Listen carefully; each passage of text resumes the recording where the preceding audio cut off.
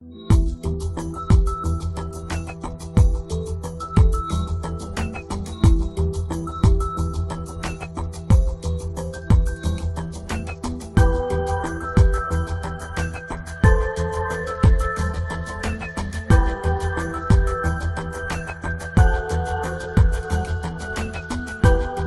about the complementary nature of self-replication technology and new emerging technology that could complement quite nicely interstellar propulsion technology that's of interest to people in this conference.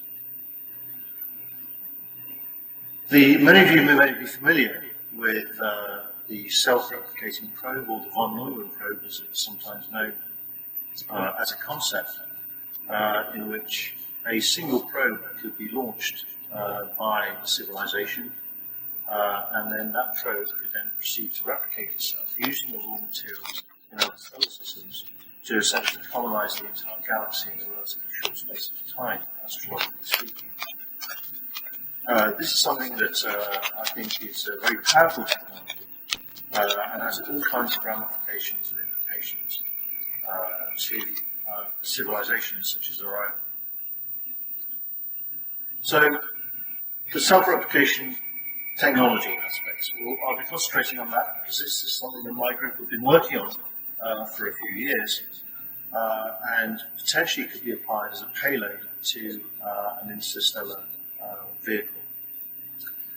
We begin with a concept developed by John von Neumann, the great American mathematician, who devised the self-replication process as requiring something known as a universal constructor. A universal constructor is essentially a machine which, given the appropriate resources, can build any other type of machine, given the appropriate instructions, and including itself. Essentially, it self-replicates. So self-replication is essentially a subset of the universal constructor concept. Now, the universal constructor comprises four major components. The first component is component A, or rather like system A, comprising a set of kinematic machines. We'll go on to discuss some of these systems in a bit more detail a little bit later. The second part B, the computer hardware essentially, and the computer program of instructions, which determine what the universal constructor actually builds. Now, looking at component A, all kinematic machines are essentially specific configurations of electric motors. This is my definition, that pretty much any type of machine that you can build or develop or design is essentially a kinematic configuration of electric motors. Similarly, all computing machines are based on switches or amplifiers, and this could be relays, vacuum tubes, or transistors. We shall be focusing on vacuum tubes as our concept for building a universal computing machine. Now, the most important constraint for a self-replicating machine is closure. What we shall be focusing on is material closure. And this, if you can imagine, every device, any component of a device, has a portfolio of materials and processes and manufacturing machines required for its manufacture, both for its mining and its manufacturing. So it's important to control, to close the loop, as it were, through two procedures. The first is to restrict the raw materials inventory to minimize the amount of mining. And this will give us our Demandite list that we'll look at a little bit later. And secondly, restrict the number of chemical processes that we need to employ to minimize the complexity of the chemical processing stage. And we should be also looking at this a little bit later. In particular, we'll be looking at using salt as a source of reagents, and secondly, the Metalysis FFC electrolytic process, which is an extremely powerful technique that we'll look at in a few minutes. The second part is to restrict the parts inventory we require to minimize the manufacturing and assembly processes we need to implement. And of course, this is where 3D printing or additive manufacturing can excel.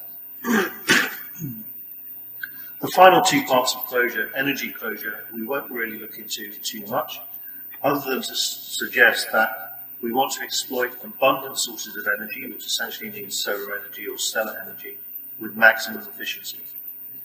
And we want to build an industrial ecology which minimizes waste. Obviously, waste is basically consumes energy. Processing waste consumes energy, which we don't really want to do.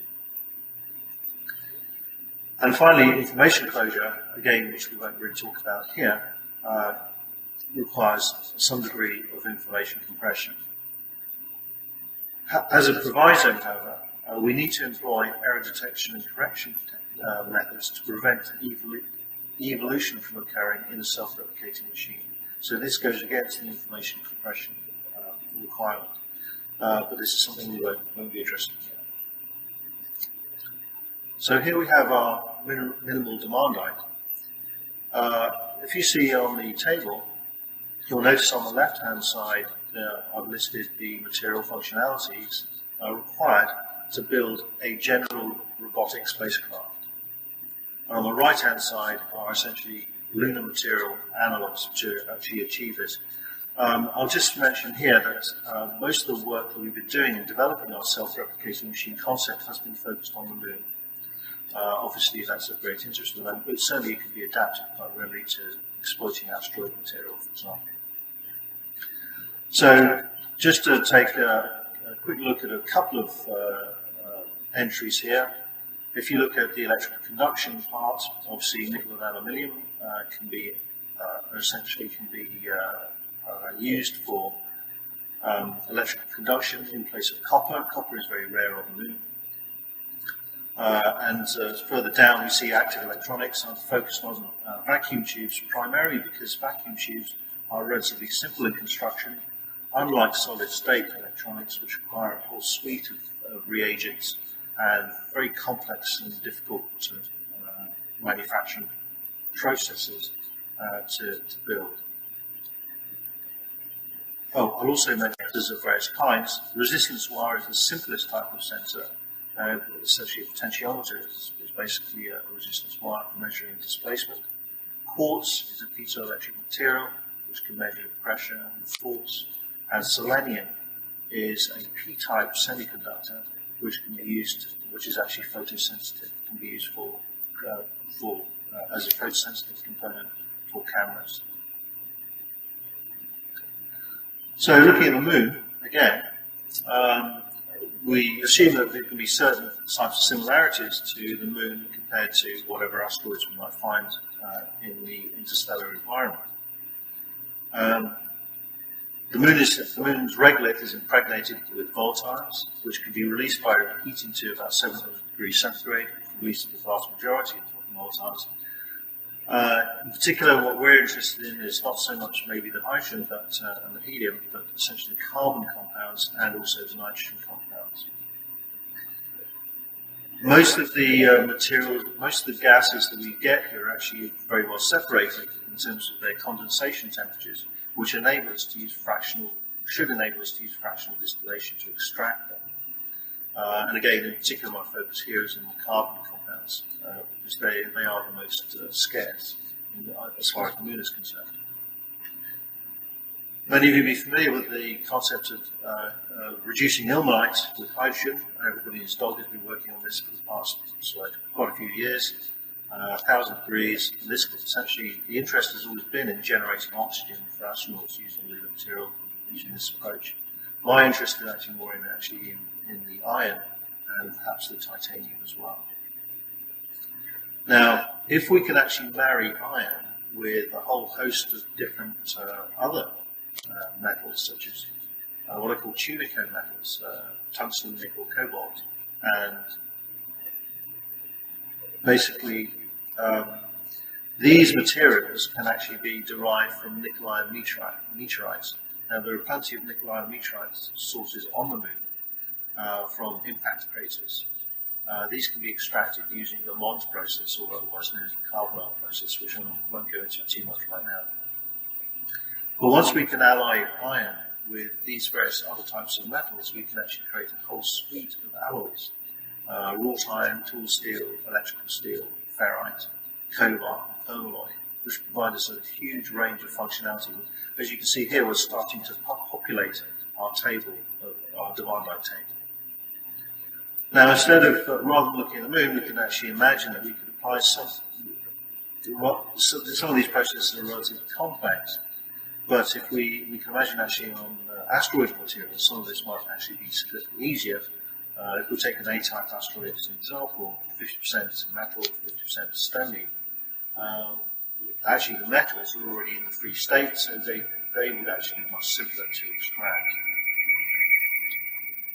The C-type asteroids also provide a plentiful source of carbon, which wouldn't require us to husband the resources from the volatiles quite so much. And of course, the hydrogen materials and water and so on we can get from comet material. This is the Lunar industrial ecology, which can be adapted to asteroids. I've already mentioned the ilmenite just a moment ago. Here on the second section, you'll see meteorites. This is the application of the carbonyl or the Mond process to extract pure metals of nickel, of iron, nickel, cobalt, and actually selenium as well, a little bit further down, which I mentioned earlier, and also tungsten. I'll skip down to olivine to look at anorthite. Anorthite is a very common mineral on the moon, and this can be processed quite readily through two different processes to extract essentially alumina. Now, on this slide, I've emboldened several materials, and these basically are mineral oxides. The importance of that is these can be input into the FFC, the Metalysis FFC process a little bit later, which will be the next slide. So here, looking at anorthite, we can extract calcium oxide and alumina. Alumina itself, this also can be processed to yield, in particular here, KNO3, which is actually a catalyst that we need, skipping further up, back up to the top, to extract selenium from its natural state. So this lunar industrial ecology actually wastes very little. All the waste is non-toxic. It's typically clays and so on. And there's very, very little waste through this system. So the next process is to take the minerals that we have and then put them into to reduce them. Now, the Metalysis FFC process is a very powerful technique, essentially a universal chemical process. It takes a calcium chloride electrolyte. It operates in the solid state. There's no melting. It has low temperature operation, about 900 to 950 degrees C. Oxygen is evolved in the anode. And the product yielded is greater than 99% metal alloy sponge. Now, this sponge can also be powered with 3D printing, and this has in fact been demonstrated that the solid state cathode on the left, the picture on the left, of rutile, powdered rutile, is then reduced into titanium powder, and this has been subsequently immediately injected into a selective laser sintering system to create some of those test parts. Now, the metalysis process is applicable to all metal oxides, so it can also be used to reduce iron oxides, aluminium oxides, and various other types of oxides. It yields a very, very high purity metallurgically material. One slight problem with the technique is that the anode is constructed from graphite. Now, this reacts with the oxygen evolved at the anode to yield carbon monoxide and carbon dioxide. However, this can be recycled through the Sabatier process quite readily. So I'd like to talk about, this is a segue into the 3D printing side of things. I believe that 3D printing is a universal construction mechanism. The starting point for this is the RepRap 3D printer, which you see on the right, which can print many of its own plastic parts, and particularly the white parts that you see there were actually printed by its daddy. So this is a step towards self-replication. If we would want to go to full self-replication, there are certain things we need to do. We need to 3D print, for example, the metal parts, and of course there are techniques for doing that, such as optical laser sintering, as we saw a few moments ago, electron beam adaptable manufacturing. We also need to deal with joinery. In the RepRap 3D printer, this is mostly nuts and bolts, but we can replace this with cement. What we're focused on is what I call the most difficult parts to 3D print, and that's the electric motor drives, the electronics, and the computer hardware software. And that's what we'll be focusing on. Full self-replication also requires some kind of ability to perform self-assembly. We also briefly mentioned that. And also requires its ability to power itself and manufacturing its power systems, which we won't really talk about here. Now, my argument is that if we can 3D print electric motors and its electronics, essentially computers, then all else follows from this. And the key step is to be able to 3D print these particular types of metals and these particular types of components. And in fact, we've been working on for the past few years, attempting to 3D print a DC electric motor. This gives you an idea of, this is one that we 3D printed, but it's various different types of, we've focused on the armature and the screw, the rotor. And this is, here you'll see running here is a prototype 3D printed electric motor, which did, just to demonstrate that. We actually applied the same device to, added a 3D printed gearing system, just to demonstrate the ability to perform a very simple, basic flat pack self-assembly process, just basically, essentially just moving these two panels, which are jointed together. Obviously, that's fairly cumbersome. We can see the motor is actually external to the system, as are the gears. In an ideal world, we would like to try and shrink those to a smaller size to ensure that they're actually at the hinges of the panel rather than outside. We have, in fact, been attempting to do this, to shrink the size of the 3D printed motor. This was enabled through Oak Ridge National Laboratory in the US, supplying us with a permanent stator magnet, 3D printed permanent stator magnet, to enable us to shrink the size of our motor. Now, in the middle picture, you'll see on the left-hand side our 3D printed electric motor. On the right-hand side is a commercially available non-3D printed electric motor. They're comparable in size. I would add, however, that we have not yet achieved printing of the coils. So this motor here that you see is entirely 3D printed apart from the actual coils themselves and the wiring. We have been attempting to tackle the wiring part.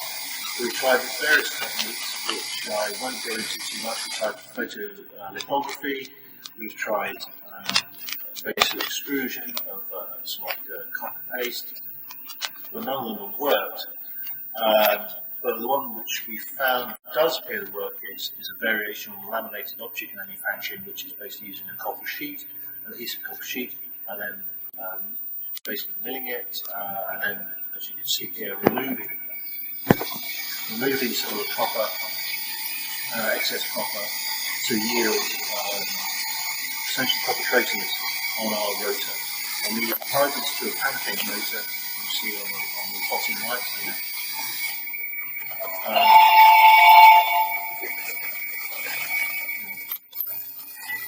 then.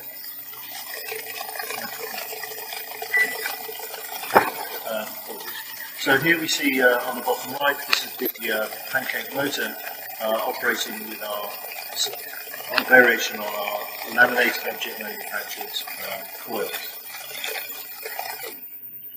We put everything together, in fact, into a fully 3D printed electric motor. Here you'll see the components on the left-hand side of the diagram.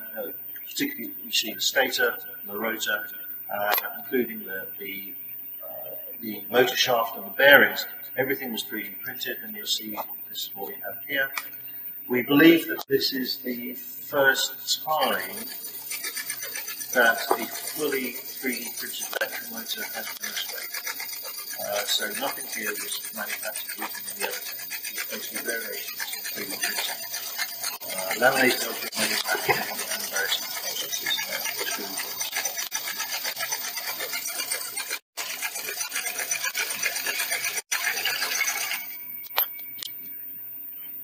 One of the problems we have is that we've obviously been 3D printing the components of our motor and then assembling by hand. The next stage would be to attempt to try and address some of this limitation by creating a 3D printer which can deal with multiple materials. This, of course, is the holy grail of 3D printing. There are various multi-material 3D printers around, but usually they're fairly primitive. They don't deal with metals and plastics and ceramics together. However, what we've been doing is we've been looking at using Fresnel lenses as a source of thermal power to melt aluminium alloy. This introduces the concept of actually using solar energy as a kind of 3D printing source, thermal source.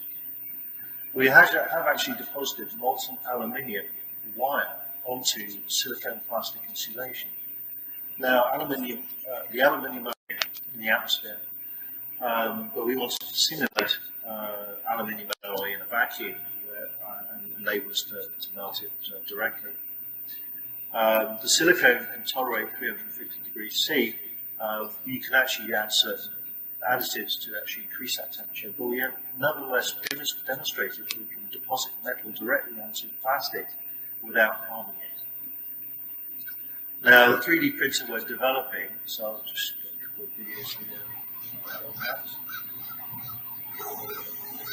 that. We are developing our own in-house 3D printer, you see on the bottom right-hand side there. The motors have already been installed, they've been tested, we need to do some certain tweaking, there's a lot of shaking, rattling and rolling going on there. So the next stage will be, once we've corrected that aspect, the next stage will be to add the printing heads onto the 3D printer. We're going to be adding two extrusion heads. One is actually a fibre optic head, which is to perform the metal melting, and the second one is a silicone extrusion head. We actually already have this, and we're currently integrating that at the moment. Phase 2 of this will be to add a third milling head to allow us to mill at the same time once we've 3D printed to provide, surface finishing in an integrated machine. And then finally, we will obviously need to add a wrist to provide some kind of assembly capability within the 3D printer. Moving on to the electronics, I mentioned earlier that we're interested in we've discarded the idea of actually attempting to manufacture transistors in a lunar environment. So we focused on vacuum tubes. Vacuum tubes are relatively simple in construction. They require all the materials that we require: cobalt, tungsten, calcium oxide, nickel, and silica glass are all we require to manufacture 3D print a vacuum tube. We have not yet successfully 3D printed a vacuum tube, but it's something we're working on at the moment. So moving on from that, we wanted to demonstrate the efficacy of our approach. Now, one of the problems with vacuum tubes is that if we use a traditional von Neumann architecture of the CPU, the size of the computer would be the size of a house. To obviate against that, we decided to use neural architectures, which potentially can be shrunk to much smaller sizes. And in effect, what we're doing, we're implementing a direct model of the original Turing machine concept, where the input tape is essentially some kind of magnetic core memory, and this has the same components as the motor, essentially. The output tape are the analog neural net circuits, which I'll talk about in a moment. And the read-write head is actually the 3D printer itself. So the 3D printer becomes part of the computational architecture of this particular approach. We've been using modified Yamashita Nakaruma hardware neurons, essentially analog neurons, and we have successfully demonstrated that with just 2 neurons, we managed to control a very simple rover to implement obstacle avoidance. So this is just using two hardware neurons, no other computer control involved. Beyond that, we've also been looking at something that is a bit of a surprise to me.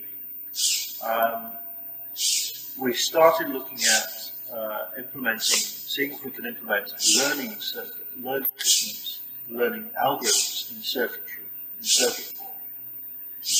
And in fact, we've managed to do that. The 2 pictures on the bottom left and bottom right, bottom middle rather, show essentially a multi-layer perceptual neural circuit with a backpropagation learning circuit, which we've successfully used to implement learning. Now, the learning was very simple. It was simply to get the rover to stop.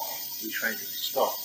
But the significance of this was that we could actually implement a backpropagation algorithm in a circuit. So actually, these neural net circuits could be etched onto a kind of sail. So going back to the self-replicating probe concept, looking at the propulsion side, we'll assume a kind of like a modular approach to scale. Obviously, when we're talking about scales for stellar propulsion, we're talking about essentially global scales. But again, self-replication provides us the ability to do this. If we talk about modules, we can build many, many modules in parallel, exploiting the self-replication capability. Now, I've avoided exotic materials and speculative technologies and assumed that we're going to focus on beams, energy propulsion of some kind. Now, the free electron laser is essentially based on the vacuum tube and motor components, so it actually fits in with our overarching architecture of trying to minimize the types of components that we want to build. The FEL works on using relativistic electrons, which are accelerated through Wiggler magnets, alternating poles, to generate coherent radiation. And these can be tuned from X-rays to microwaves. If we look at, let's say, the forward light cell concept as a 1,000-kilometer diameter Fresnel lens, again, we've been looking at Fresnel lenses earlier, but obviously on a much smaller scale. But essentially, if you can imagine expanding this through a modular approach, that there's no reason why exploiting self-replication technology, we cannot build these types of global scale types of structures. The light sail itself also could potentially, we could replace the mylar capped and core with silicone and the aluminium reflector, of course, we've already shown that we potentially can extract aluminium from local sources. Nitinol, from ilmenite, we can actually get a source of titanium, which introduces the possibility of using nitinol as a shade memory alloy for tensional wires. And in fact, one of my students looked at this a few years ago for controlling solar cells. So in conclusion, we are currently developing self-replication technology. We've got a long way to go, obviously, but I would argue that given the appropriate levels of funding, self-replication technology may well be ready before interstellar propulsion technology. We can exploit the self-replication technology, which is characterized by exponential growth in population in productive capacity. We can exploit this to build these large interstellar type vehicles, or at least the propulsion side of interstellar vehicles, reasonably cheaply. Now, the self-replicating probe itself, or the von Neumann probe, offers the most economical approach to interstellar exploration. So if we actually implement a self-replicator as a payload to an interstellar spacecraft, it basically requires minimal capital investment, which potentially the self-replication probe can colonise the entire galaxy in just 24 generations within 1 million years. Now, this offers the possibility of a rapid transition from the Kardashev Type 1 civilization, which is what we are now, to a Type 3 civilization in a very short timescale. It suggests that the period spent in Type 2 is essentially a transition to Type 3. Given that there is no evidence of any extraterrestrial intelligent life having visited Earth using self-replication technology, it does appear we do have the first mover advantage in our galaxy, and this is actually a potential solution to that paradox. It does suggest that we are the first. I'll leave it there. Thank you very much.